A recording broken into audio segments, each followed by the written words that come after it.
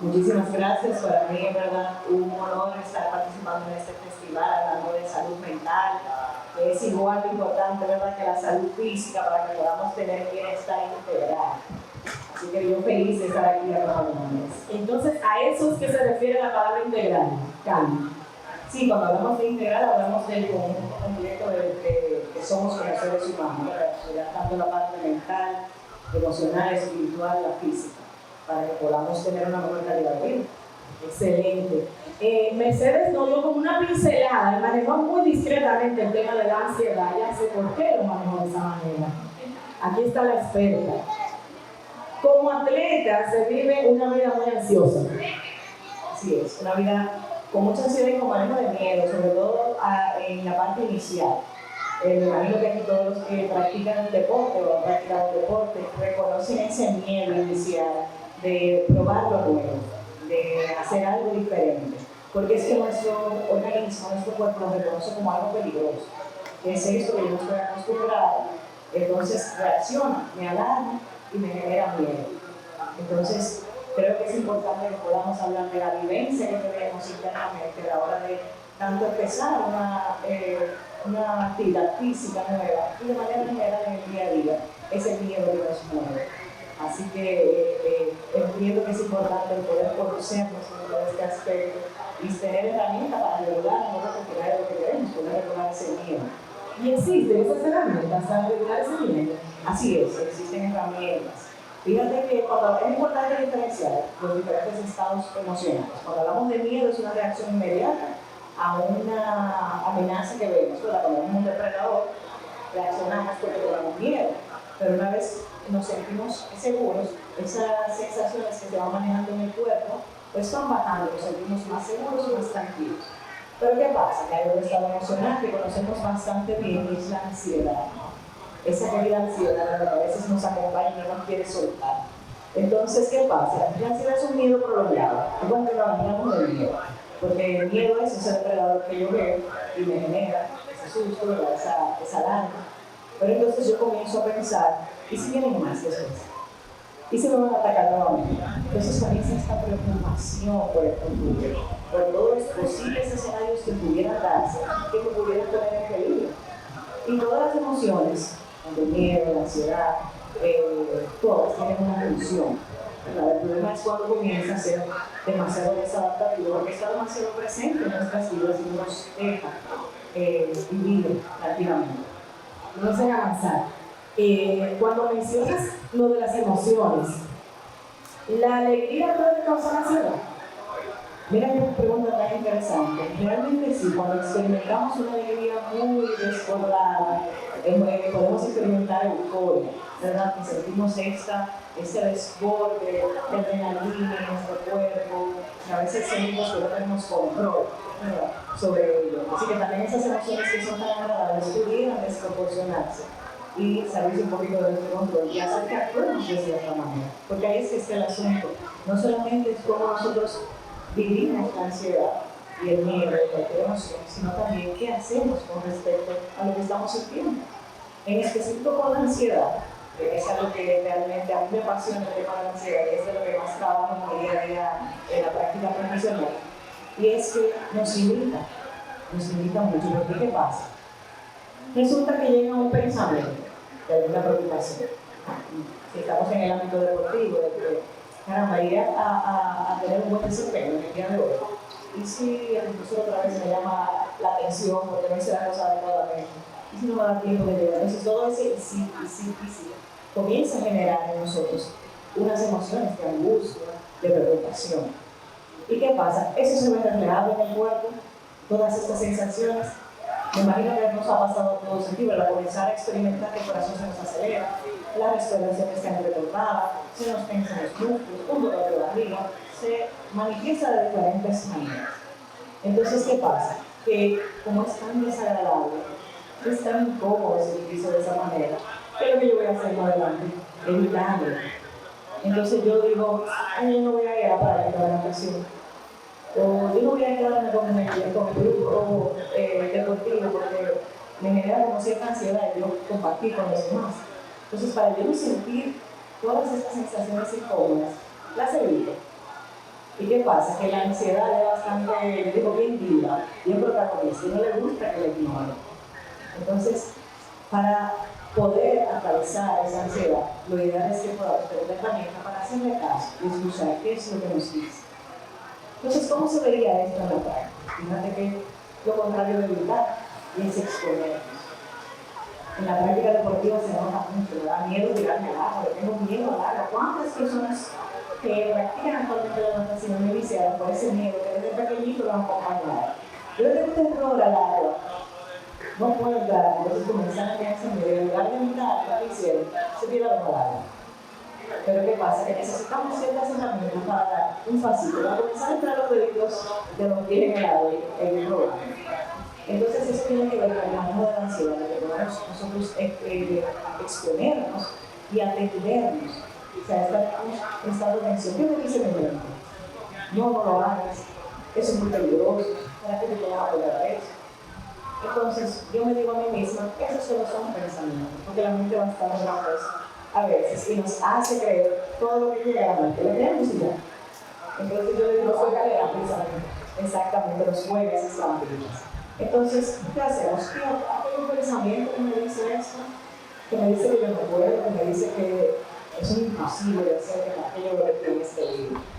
Mira qué curioso. Entonces, ¿cómo me hace sentir eso?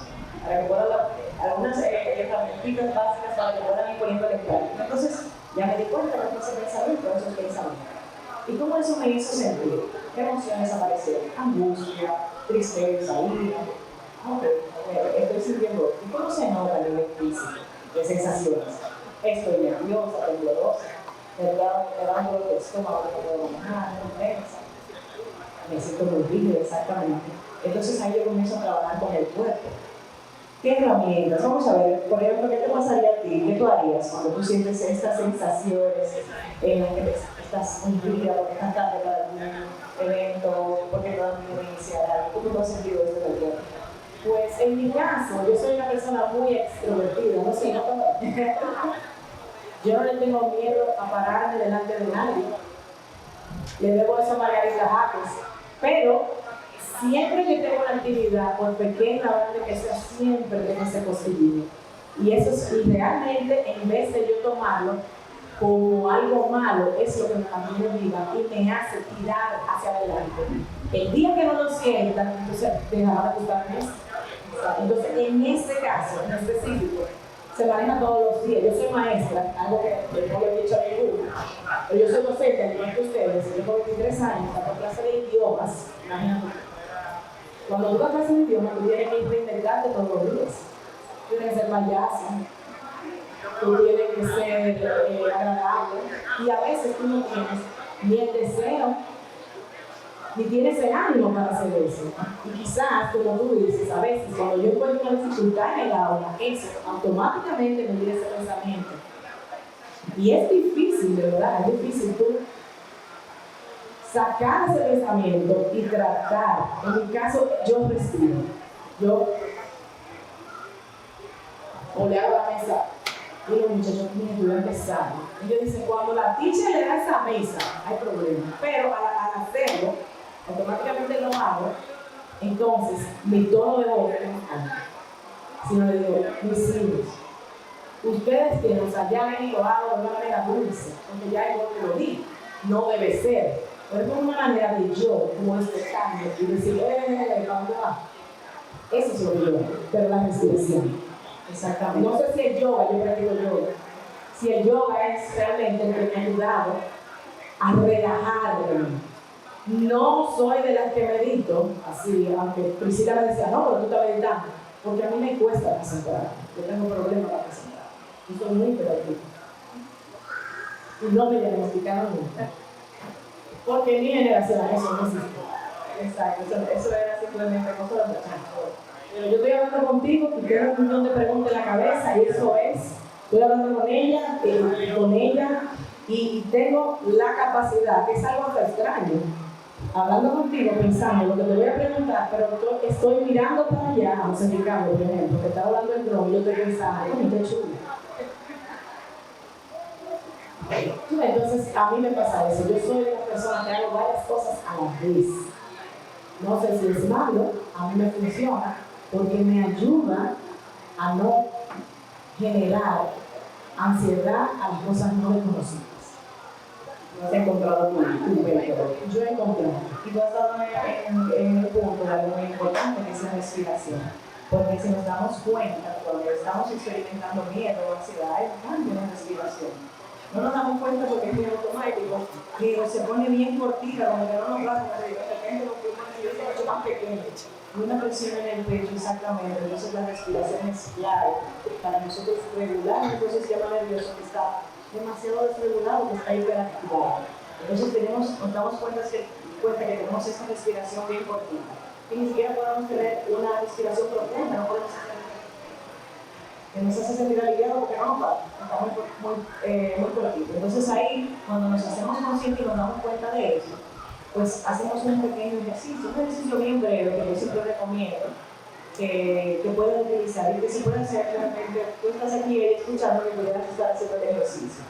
Y que es tener una respiración en la que tú vas contando hasta 3, inhalando, retienes por 2 segundos y sueltas en 5 por la boca como si estuvieras soltando un globito.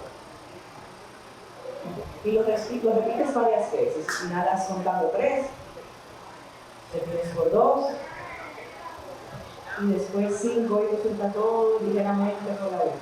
Con la práctica tú te vas a dar cuenta de que se va soltando el cuerpo, va teniendo la tensión, puedes tener una respiración más profunda. Entonces te da esa estabilidad para poder tomar una mejor decisión. Y así que no necesariamente tienes que evitar, sino que tú te vas a atender y te vas a prestar atención en el momento para ver que tú necesitas. Es la respiración. Mi mente está muy atribulada. ¿Qué yo puedo hacer para eso? Para algunas personas se le hace difícil respirar, tener ese tipo de ejercicio, porque pudiera, digamos, desregular un poquito más, ¿verdad? Entonces, otro punto pudiera ser un ejercicio de enraizamiento, en el que yo me salgo de mí. Me dejo de prestar atención a mí porque dentro de mí hay demasiada convulsión, hay mucho conflicto. Entonces, es un ejercicio muy chulo que siempre también podemos hacer.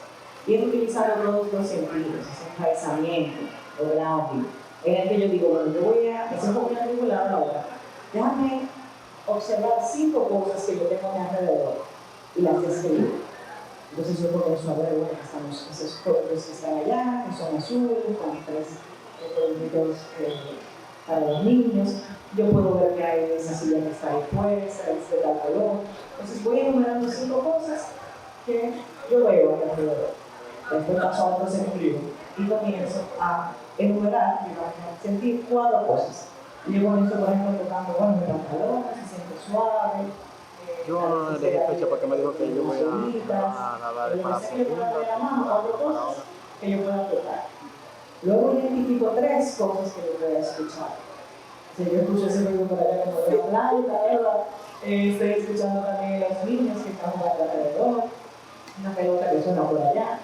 Bien, entonces después paso a 2 cosas que puedo leer. Por ejemplo, puedo leer en las piernas, si está un poco mojada, puedo leer a alguien cercano. Y por último, algo que yo pueda saborear.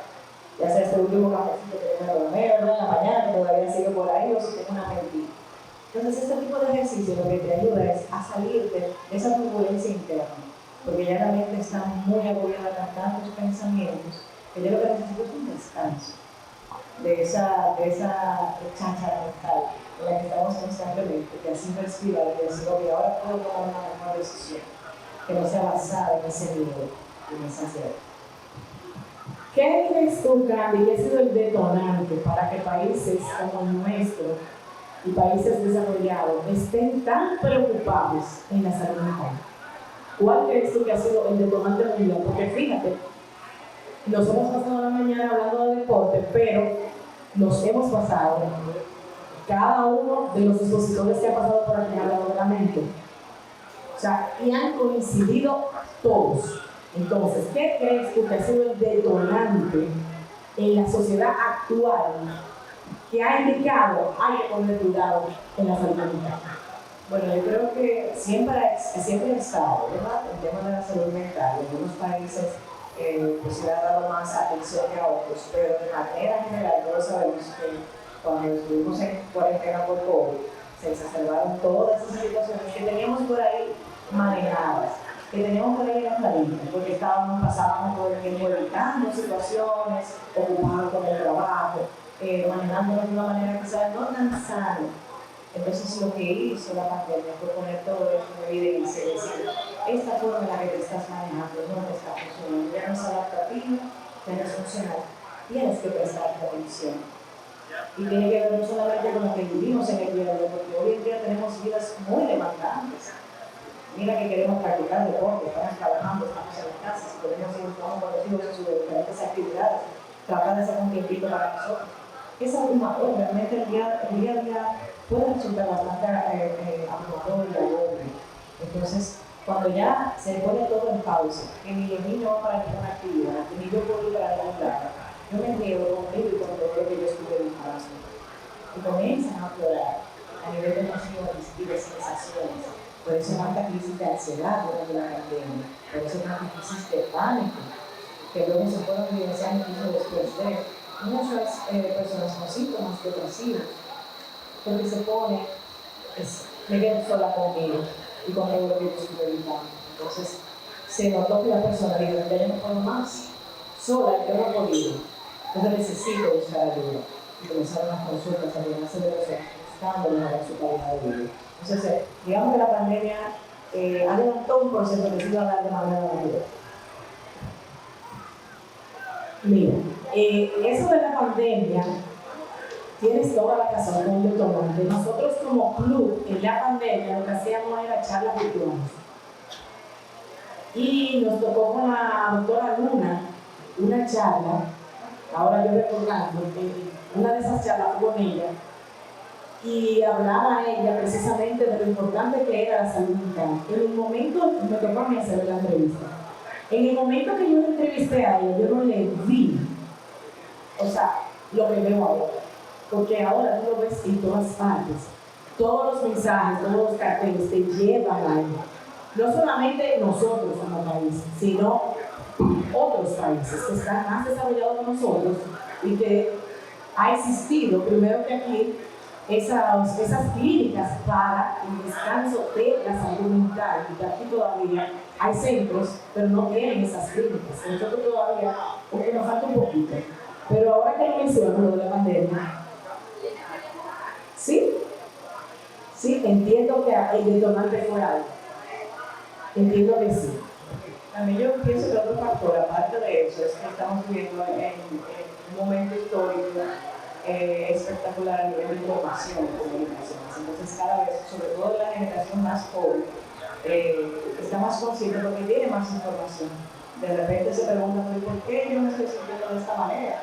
Y de repente le sale un post en Instagram, en Facebook o en TikTok y dice, pero ahora me está pasando como algo así, qué raro. Entonces se inquietan y se mueven a buscar ese acompañamiento, a decir, yo quisiera explorar más sobre eso. Entonces comenzamos con situaciones un poquito más profundas que tienen que ver con la manera de confiar, con una historia completa de vida y lo que ha provocado nuestro momento actual, que hace que ya no nos podamos hacer una desfavor, sino que realmente tenemos que prestar más atención y más cuidado en acompañar un proceso que puede estar siendo difícil para nosotros. Hoy en día somos multifacéticas. Mira cómo Bárbara, por ejemplo, mujer, madre, esposa, amiga, señores, es un trabajo enorme todo eso, ¿no? Pero aparte de eso, organizadora de eventos, pero aparte de organizadora de eventos, miembro del Comité Olímpico, atleta activa, me imagino que sigue practicando, ¿verdad? Entonces, ¿cómo nosotros, como mujeres hoy, identificamos en esos pequeños atletas que tenemos ahí dentro esa ansiedad que muchas veces, quizás por desconocimiento, pasamos? El niño está triste, pero ¿y por qué está triste? Y el niño, me preguntar, o sea, ¿cómo nosotros sabemos si es una ansiedad o simplemente un miedo? Como tú mencionabas, la ansiedad es más prolongada, pero ¿cómo nosotros identificamos una ansiedad en un niño, qué sé yo, de 6 años, 7? ¿Cómo identificamos ansiedad en esos niños, que son hoy nuestros atletas en formación? Sí, es muy importante que hagas esa pregunta porque estamos también muy por nuestros chicos, ¿verdad? Están en este lugar, están involucrados en los deportes. Los deportes pueden ser muy competitivos, también pueden no solamente competitivos de haciendo dentro de ellos mismos. Entonces comienzan a cuestionarse, ¿por qué yo no puedo hacer más? ¿Por qué están haciendo suficiente? Y eso comienza a evidenciarse en su día a día y sobre todo en su comportamiento. No son muy puros en cuanto a lo que les pasa. Uno puede expresar con tanta facilidad lo que puede estar sucediendo en su mundo emocional, pero siempre se da. Detrás del comportamiento de uno siempre hay algo detrás. Entonces es muy importante prestar atención. ¿Qué cambio ha estado ocurriendo? Yo me he dado cuenta. De repente era un niño muy social y ahora no le gusta tanto lo que hace con otros niños. Entonces poder indagar con el mismo niño qué cosas han estado pasando, qué le preocupa. Los niños tienen una facilidad enorme para hacer todo una mente, una fantasía sobre lo que está interpretando externamente. Si lo dejamos solamente con esa percepción tan graciosa que ellos tienen, se pueden quedar con una mala información. Y como para ellos todavía el mundo gira mucho alrededor de ellos solamente, todo ocurre por y para ellos, por lo general ellos lo que hacen es escuchar a ti. Y comienzan a entender que si algo no está funcionando y algo no está bien, es que hay algo mal con ellos. Entonces, observar a nuestros chicos más cercanos en el día a día, para ver, detectar esos cambios de comportamiento y estar pendientes y cercanos, y darles mucha presencia. Y acompañar las emociones, porque son nuevas para ellos. Son nuevas, identificar cuándo está triste, cuándo está ansioso. Y qué pequeñas cosas pueden hacer incluso juntos, porque nosotros corregulamos a los niños.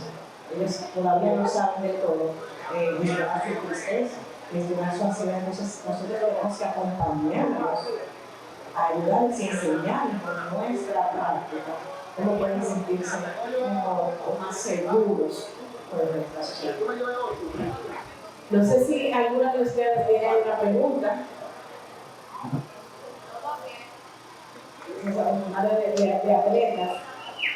Candy, ¿quisieras tú darnos un consejo a nosotros como club acerca, y a los presidentes que están aquí del diferente comité deportivo, de cómo nosotros debemos manejar el tema padre-entrenador?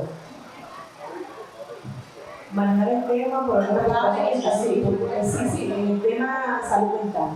O sea, padre y entrenador. O sea, ¿cuál debe ser el rol de un padre y de un entrenador? Pues obviamente sabemos cuál es el rol del entrenador, pero ¿cuál debe ser el rol de nosotros como padres? Para no causar esa ansiedad extra que muchas veces nosotros le ponemos a los atletas. Sí, fíjate que muchos de los miedos realmente son aprendidos y los chicos lo aprenden de nosotros. O sea que si a mí me da miedo el agua y yo lo pongo en natación, puede percibir realmente que yo estoy un poco ansiosa porque yo digo, se va a caer, se va a tirar. Cuidado, porque vaya a ver el entrenador. Entonces, pues aparte de lo que yo he hecho de acompañar a los chicos emocionalmente con sus vivencias, es también prestar atención a nosotros. ¿Qué es lo que a mí me está dando miedo? Porque es que a mí me está activando este miedo. Cuando yo lo mismo correr tan rápido, cuando está jugando fútbol, que es una actividad muy intensa en el físico, la de contacto, el físico. Yo estoy al ritmo de la pulga, como decimos, porque me da miedo de que se vaya a hacer daño. Entonces, es gestionar yo como madre. Eso que a mí realmente me está preguntando. En cuanto a los entrenadores, ellos saben bastante bien su oficio, eso no te lo van a guiar. Y al no tener realmente una conexión emocional, como la tiene el padre con el niño, se les hace más fácil indicarle qué hacer. Como tú sabes, como has sido maestra por tantos años, de que se te hace, porque tienen las herramientas más fáciles, exponerlos a material nuevo, exponerlos a actividades nuevas. Entonces, para ti va a pasarle la mano a los pobrecito que no sabe, que no está aprendiendo, sino de con firmeza, con cariño, enseñarles. Entonces, para los padres, poder gestionarse, exactamente darse cuenta de qué es lo que está pasando con ellos y poder acompañarse a ellos para poder acompañar a sus hijos emocionalmente. Es muy importante. Y con los entrenadores, pues que tengan realmente abierta la comunicación. Si la madre entiende o el padre entiende que quizás su hijo de esa manera pues, no es tan favorable a nosotros, que el entrenador pueda decirle cuál es la técnica y hasta dónde lo quiere ayudar. Entonces, quizás como más transparente tal vez el proceso de enseñanza, de acompañamiento en el deporte con el niño. Queremos hoy agradecer a Candy por esa tremenda exponencia, como también queremos agradecer a los Mercedes que está por ahí, a Bárbara, a Perla que se nos fue, que fueron nuestros expositores de hoy, a Naili. Perla está ahí, yo quiero una foto con todos. Hoy hemos aprendido que tenemos que tener un cuerpo primero preparado para el deporte, o sea que debemos hacer nuestros chequeos médicos, pero antes de hacer el chequeo médico, como decía Vale, algo muy importante es que ese atleta le guste esa actividad deportiva, no que sea a ti como padre que te guste, que le guste a él. Hay que ponerlo a él a experimentar todas las disciplinas deportivas y la que él elija, él, no yo como padre, sea la que él practique, porque un deportista que ama la disciplina que practica es un deportista exitoso.